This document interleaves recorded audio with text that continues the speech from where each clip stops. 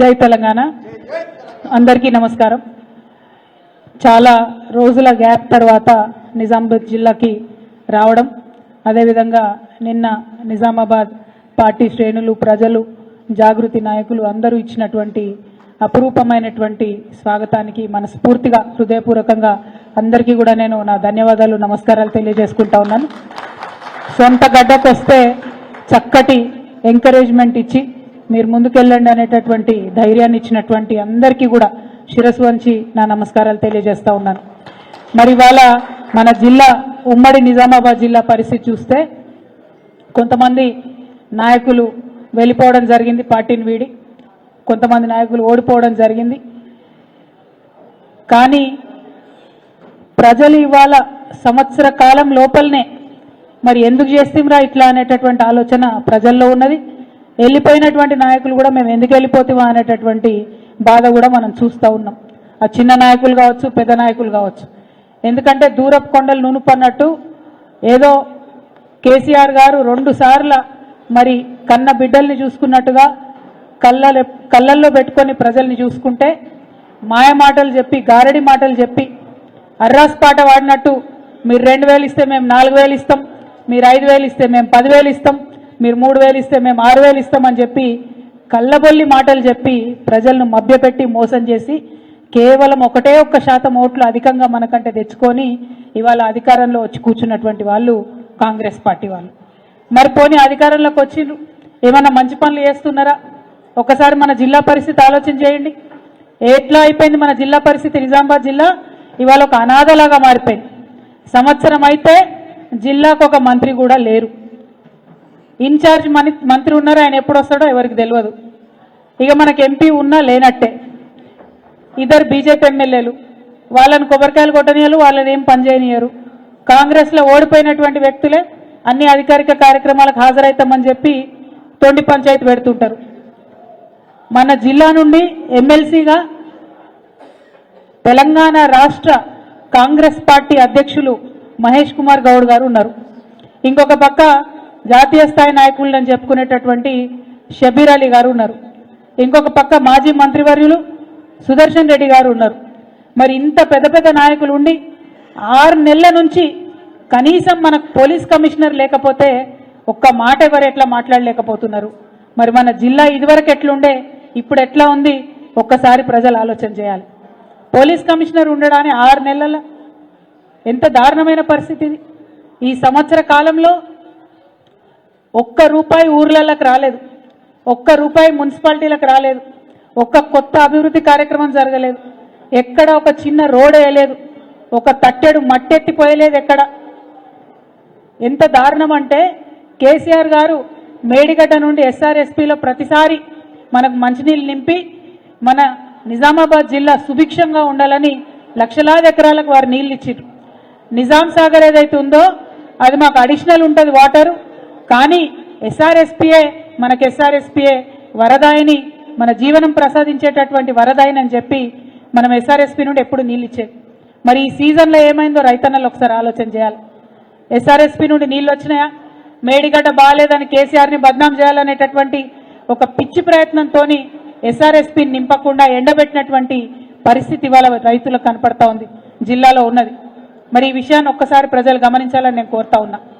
మరి ఇవాళ రైతులకు కేవలం ఎలక్షన్ కాగానే ఏదైతే కేసీఆర్ సార్ దాచిపెట్టినో 17,000 కోట్లు, ఆ ఒక్క తడవ మాత్రం రైతు బంధు ఇచ్చిరు తప్పితే ఇంతవరకు మళ్ళీ రైతు బంధు సోయలేదు, రైతు బంధు జోలి లేదు, మాట లేదు. ఇంకా నిన్నగాక మొన్న మన డిప్యూటీ సీఎం గారు బట్టి విక్రమార్క గారు మాట ఇచ్చిండు. ఏమని? రైతు కూలీలకు ఇస్తాం, రైతులకే కాదు రైతు కూలీలకు ఇస్తాం, 28వ తారీఖు నాడు ఇగో పడ్డాయి 6,000 ప్రతి ఒక్కరి అకౌంట్లో అని చెప్పారు. పడ్డాయని ఎవరికైనా? రాష్ట్రంలో ₹1 ఎవరికి రాలే. భూమి ఉన్నోడికి లేదు పైసలు, భూమి లేనోడికి లేదు. మాటలు చెప్పుడు తప్పితే వేరే చేసిందేం లేదు. అటువంటి పరిస్థితిని ఇవాళ మనం ఇక్కడ గమనిస్తూ ఉన్నాం. మరిగా మన జిల్లాకు సంబంధించి ఇప్పటి వరకు కూడా మనం కేసీఆర్ గారి హయాంలో ఇచ్చినటువంటి పథకాలు, ఆ నిధులు, ఆ ప్రాజెక్టులు, ఆ రోడ్లు, అవే పనులు చేస్తున్నారు తప్పితే ఇంకొక కొత్త పని దేలే, ఇంకొక కొత్త ప్రాజెక్టు దేలే. తెచ్చుకునేటటువంటి ఆలోచన మరి ఇక్కడ ఉన్నటువంటి గెలిచినటువంటి ఎమ్మెల్యేలకు కూడా ఉన్నట్టుగా కనబడతలేదు. మరి వాళ్ళ కాంగ్రెస్ పార్టీ అధికారంలో ఉంటే ఎందుకు పోయి అడుగుతలేరు మరి పెండింగ్ పనుల గురించి? ఎందుకు పోయి అడుగుతలేరు ఈ పెండింగ్ ప్రాజెక్టుల గురించి? బీఆర్ఎస్ పార్టీ మొదలుపెట్టినటువంటి అనేక కార్యక్రమాలు ఉన్నాయి, వాటిని ఎందుకు మీరు ముందుకు తీసుకొని పోతలేరని ఈ సందర్భంగా మేము ఇక్కడ గెలిచినటువంటి నాయకులందరినీ కూడా ప్రశ్నిస్తూ ఉన్నాం. మొత్తం నిజామాబాద్లో అండర్ గ్రౌండ్ డ్రైనేజీని సరి చేసుకోవడానికి అనేక కార్యక్రమాలు చేసినాం మనం. ఆల్మోస్ట్ 95% వర్క్స్ ఫినిష్ అయినాయి. మరి దాని జోలేంటిది, దాని పరిస్థితి ఏంటిదంటే చెప్పేటోళ్ళు లేరు, అడిగేటోళ్ళు లేరు. ఎందుకంటే ఇక్కడ కాంగ్రెస్ పార్టీలో ఓడిపోయిన షబ్బీర్ అలీ గారు మన జిల్లాకు రాడు, ఆయనకు మనతో పట్టు లేదు, మన పట్టణం మీద ఆలోచన లేదు. ఇక్కడ గెలిచినటువంటి బీజేపీ నాయకుడు మరి ఆయన ఎప్పుడు అడిగినరో ఎవరిని అడిగినరో అన్నటువంటి విషయం ప్రజలకైతే ఇంతవరకు అర్థమైతలేదు.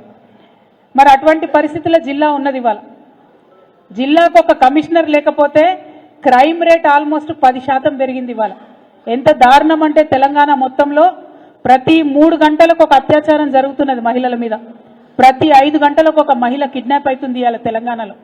వరకట్నపు చావులు, వేధింపులు లెక్కలేనన్ని పరిస్థితులు జరుగుతూ ఉన్నాయి. మనం కేసీఆర్ గారు అధికారంలో ఉన్నప్పుడు షీటీన్స్ అని పెట్టి అద్భుతంగా ఎవరైనా కూడా ఆడపిల్లల్ని ఏడ్పిస్తే వేరే విధంగా ఆడపిల్లల వైపు కన్నెత్తి చూస్తే మంచిగా ఉండదని చెప్పి వార్నింగ్ ఇచ్చి పనిచేసినాం మనం. ఇవాళ ఏం జరిగింది? సంవత్సర కాలంలో పోలీసులు కాంగ్రెస్ నాయకుల చుట్టూ తిరగడం తప్పితే, కాంగ్రెస్ నాయకులు చేసే అక్రమాలకు అండగా నిలవడం తప్పితే మరి వారిని ఏమి చేయనీయకుండా ఈ నాయకులు పనిచేస్తూ ఉన్నటువంటి సందర్భం చూస్తున్నాం. ఇదివరకు పోలీసులు అంటే పీపుల్ ఫ్రెండ్లీ పోలీసు ఉండే, ఇవాళ పోలీసులు అంటే ఓన్లీ కాంగ్రెస్ ఫ్రెండ్లీ పోలీసు లెక్క తయారైనటువంటి పరిస్థితి ఉన్నది. ఎంత దారుణంగా మనకి ఇలా క్రైమ్ రేట్ పెరిగిందన్న విషయం చూస్తుంటే నిజంగా ఎట్లుండే నా తెలంగాణ, ఎట్లయిపోయింది నా తెలంగాణ అని బాధ అవుతున్నది. ఎందుకంటే తెలంగాణలో ఆడపిల్లలు బాగుండాలి, సుభిక్షంగా ఉండాలని కేసీఆర్ గారు అనేకమైన కార్యక్రమాలు తీసుకున్నారు.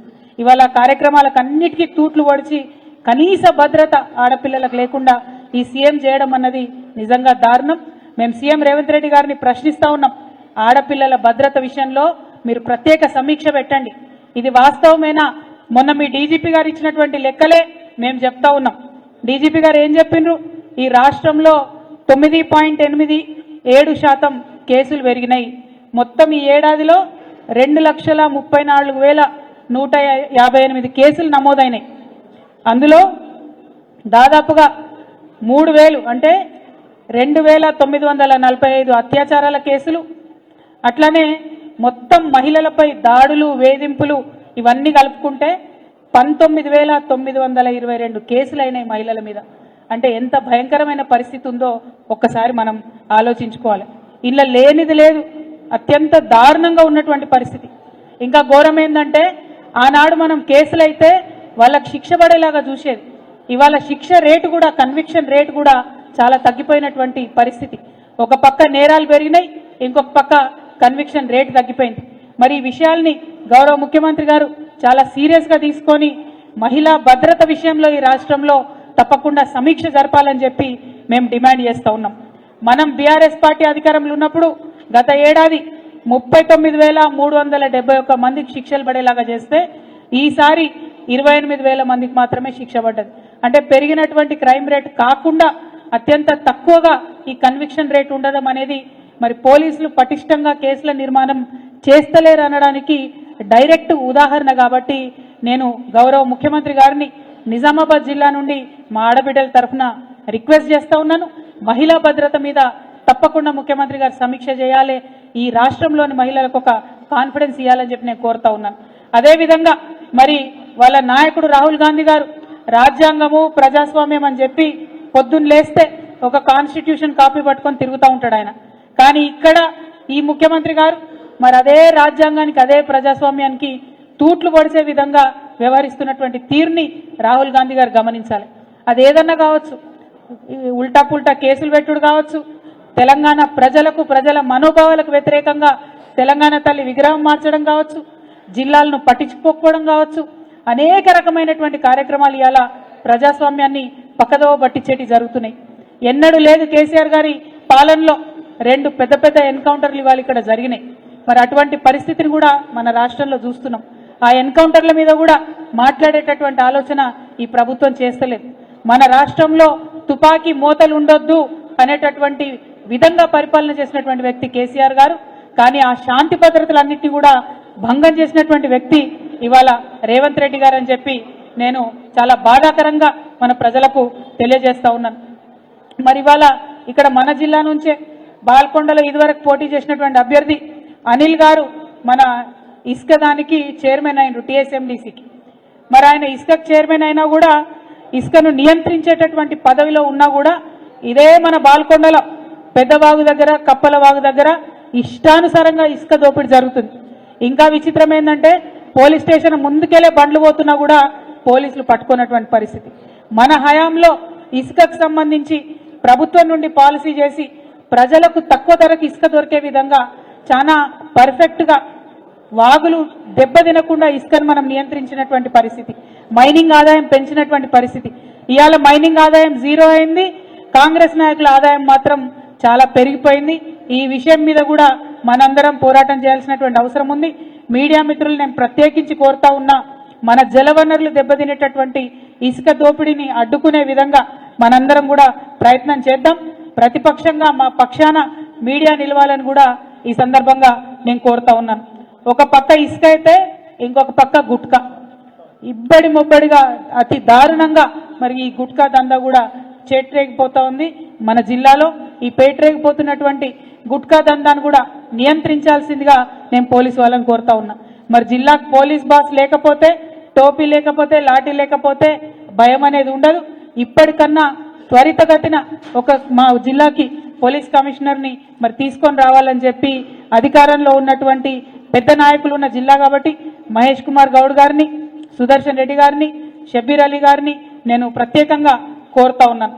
అదేవిధంగా మీకు తెలుసు మన రైతులకు సంబంధించి రుణమాఫీ చేసినాం 100% రుణమాఫీ చేసినామని కాంగ్రెస్ వాళ్ళు చెప్తా ఉన్నారు. నేను ఇవాళ ఒక లెక్క చెప్పదలుచుకున్న, దయచేసి మీడియా మిత్రులు నోట్ చేసుకోవాలి. టీఆర్ఎస్ పార్టీ గతంలో ఉమ్మడి జిల్లా కామారెడ్డి, నిజామాబాద్ కలిపి 3,79,000 మందికి రుణమాఫీ చేసినాం. ఇలా కాంగ్రెస్ ప్రభుత్వం కేవలం 2 లక్షల మందికి రుణమాఫీ చేసి రుణమాఫీ మొత్తం చేసినామని చెప్తున్నటువంటి పరిస్థితి. నిజామాబాద్ జిల్లాలో ఇంకా 1,02,000 మందికి రుణమాఫీ కాలేదు. కామారెడ్డి జిల్లాలో ఇంకా 75,000 మందికి రుణమాఫీ కాలేదు. కాబట్టి ఖచ్చితంగా ఈ రుణమాఫీని తొందరగా ప్రభుత్వం పూర్తి చేయాలని కూడా మేము డిమాండ్ చేస్తూ ఉన్నాం. అట్లానే తెలంగాణ యూనివర్సిటీకి వైస్ ఛాన్సలర్ వేసిండ్రు, కానీ ఈ సంవత్సర కాలంలో ఒక్క రూపాయి కూడా తెలంగాణ యూనివర్సిటీకి ఇవ్వలేదు. కాబట్టి తెలంగాణ యూనివర్సిటీకి తక్షణమే నిధులు రిలీజ్ చేయాలి. అక్కడ ఉద్యోగులు లేనటువంటి పరిస్థితి ఉన్నది, బోధించేటటువంటి సిబ్బంది లేనటువంటి పరిస్థితి ఉన్నది. కాబట్టి అడ్మిషన్స్ కూడా డ్రాప్ అయినాయి తెలంగాణ యూనివర్సిటీలో. కాబట్టి దీని మీద తక్షణమే ప్రభుత్వ పెద్దలు దృష్టి పెట్టాలని కూడా మేము తెలియజేస్తా ఉన్నాం. అదేవిధంగా నిజాం షుగర్ ఫ్యాక్టరీ సెప్టెంబర్ 17వ తారీఖు లోపల నేను తీపిస్తా దీన్ని అని చెప్పి కలెక్టరేట్కి వచ్చి మరి గౌరవ ముఖ్యమంత్రి గారు మనకు ఎంపీ ఎన్నికల సందర్భంలో మాట ఇవ్వడం జరిగింది. కానీ ఇంతవరకు కమిటీల మీద కమిటీ వేసి కాలయాపన చేస్తున్నారు తప్పితే ఇంతవరకు నిజాం షుగర్ ఫ్యాక్టరీ మీద మాట్లాడినటువంటి పాపన పోలేదు. నిన్న కూడా అక్కడ పబ్లిక్ హియరింగ్ జరిగేది ఉండే, మరి ఎందుకోసం మళ్ళా వాయిదా వేసుకున్నారో తెలియదు. కాబట్టి మరి రైతుల పక్షాన్ని ఆలోచన చేసి మీరు ఇచ్చినటువంటి వాగ్దానాన్ని నిలబెట్టుకోవాలని ప్రభుత్వాన్ని నేను కోరుతా ఉన్నాను. అట్లానే మన జిల్లాలో కాళేశ్వరం 22, 21, 22 ప్యాకేజీలు ఉంటాయి. వాటికి సంబంధించి మరి చాలా దుష్ప్రచారం చేసింది. కాళేశ్వరం ఎందుకు పనికిరాదు, కొట్టుకపోయింది కాళేశ్వరం అని చెప్పి మాట్లాడింది. కానీ ఇవాళ ఇదే 21, 22లో బిల్లులు మాత్రం మొత్తం కాంట్రాక్టర్లకు ఇచ్చిండ్రు, పనులు మాత్రం ఎక్కడ కూడా జరుగుతలేవు. కాబట్టి త్వరితగతిన ఈ కాళేశ్వరం ప్యాకేజ్ 21, 22 పనులన్నీ కూడా చేయాలని చెప్పి నేను ఈ ప్రభుత్వాన్ని డిమాండ్ చేస్తా ఉన్నాను. అట్లనే రైతన్నలందరూ కూడా చూసిండ్రు, మనం అంతకుముందు ధరణి అనేటటువంటి చట్టాన్ని తెచ్చుకున్నాం. దాంతో ఏం చేస్తుండే, మనం ఒక్కసారి రైతుది భూమి అని తెలిస్తే ఆ భూమి మనం బీర్వాలేసి తాళం వేసుకున్నట్టే మంచిగా భద్రంగా రైతు పేరు మీద ఉండే. కానీ ఇప్పుడు కాంగ్రెస్ పార్టీ వచ్చి మళ్ళా ఆ చట్టాన్ని మార్చింది. ఏం చేస్తారట, మళ్ళా ఈ భూమి ఈ రైతుదని తెలిసిన తర్వాత కూడా ప్రతి సంవత్సరం మళ్ళా గ్రామాల్లో ఉండే రెవెన్యూ అధికారులు వస్తారు, ప్రతి సంవత్సరం ఈ భూమి నీదైనా కాదా అని చెప్పి మాట్లాడతారు, ప్రతి సంవత్సరం మళ్ళా కొత్త పహానీ రాస్తారు. అంటే మళ్ళా పాత సిస్టంలో సరికొత్తగా రైతులను మరి నరకయాతన పెట్టడానికి భూమాత అనేటటువంటి కొత్త చట్టాన్ని, భూభారతి అనే కొత్త చట్టాన్ని తీసుకొచ్చిండ్రు.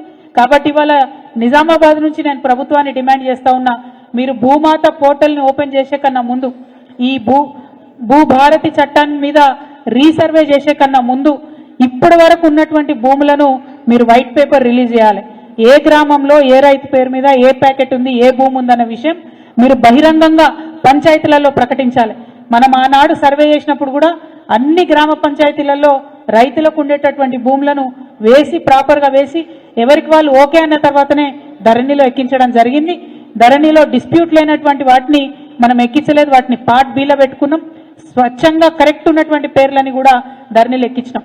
మరి ఇవాళ నేను అదే డిమాండ్ చేస్తున్నా, ఎందుకంటే కాంగ్రెస్ వాళ్ళ మీద మాకు నమ్మకం లేదు. ఇవాళ ఒకరి పేరు మీద ఉన్న భూమి మళ్ళీ మీరు రీసర్వే అని ఇంకోరి పేరు మీద రాయారన్న నమ్మకం రైతులకు లేదు, ప్రజలకు లేదు.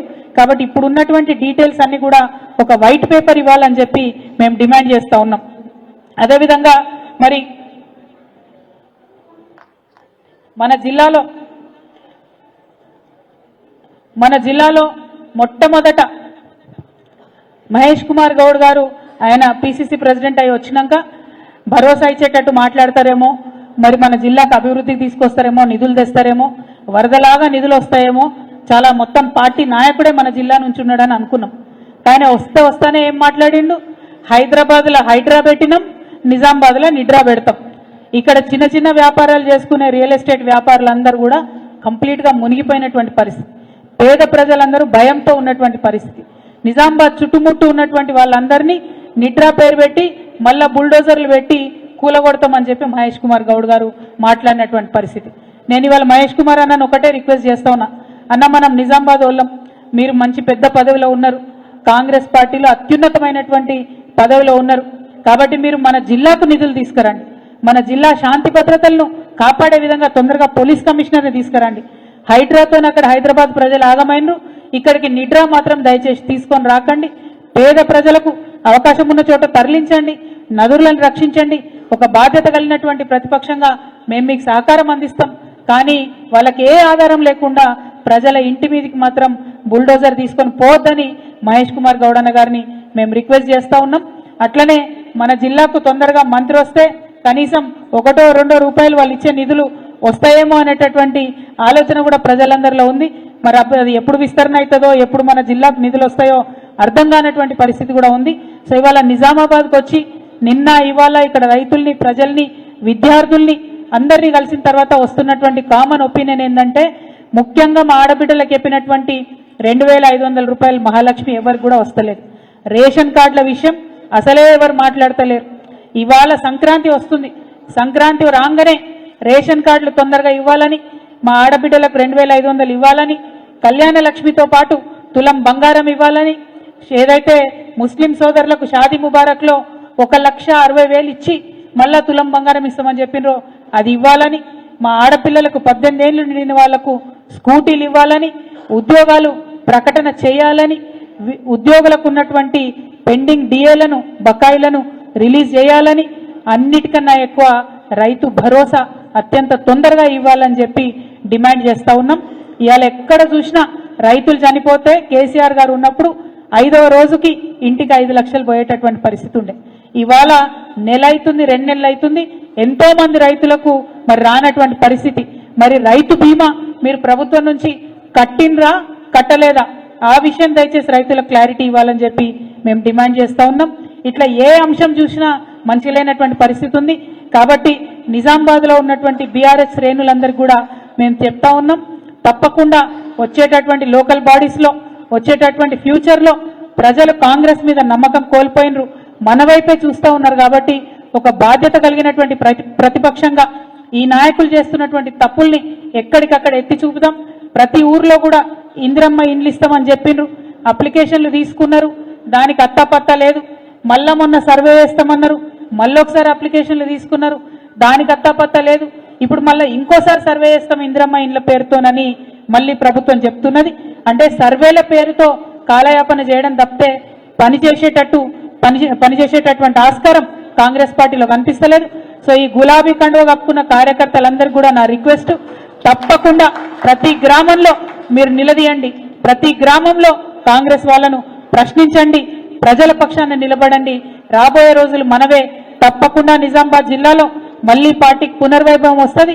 ప్రతి ఎమ్మెల్యే గెలుచుకుంటాం, ఎంపీ గెలుచుకుంటాం, లోకల్ బాడీస్లో సర్పంచులు, ఎంపీటీసీలు, జెడ్పీటీసీలు పెద్ద సంఖ్యలో మనమే గెలుచుకుంటామని చెప్పి ఈ సందర్భంగా నిజామాబాద్ కార్యకర్తలకు నాయకులకు అందరికీ తెలియజేస్తా ఉన్నాను. Thank you. జై తెలంగాణ.